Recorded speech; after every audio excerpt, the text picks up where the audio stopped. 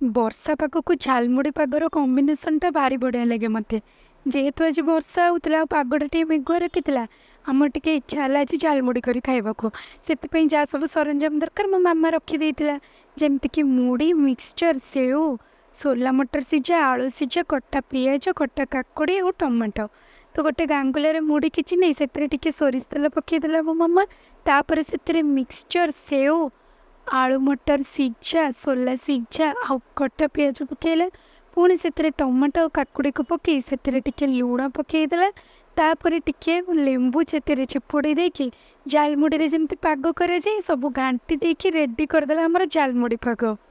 ଆଉ ଆପଣମାନେ ତ ଜାଣିଥିବେ ପୁରୀ ସମୁଦ୍ର କୂଳ ଯାଇଥିବେ ଆଉ ଯଦି ଝାଲମୁଢ଼ି ପାଗଟା ନ ଖାଇଥିବେ ତାହେଲେ ତ ଆଉ ମଜା ହିଁ କିଛି ରହିଲାନି। ତ ସେଇ ସବୁ ସ୍ମୃତିକୁ ଟିକେ ମନେ ପକାଇବା ପାଇଁ ଆଜି ଆମର ଏଇ ଝାଲମୁଢ଼ି ପାଗଟା। ସବୁ ସଇଲା ପରେ ଗୋଟେ ଗିନାରେ କାଢ଼ିକି ଖାଇଲୁ ଆଜି ଆମେ।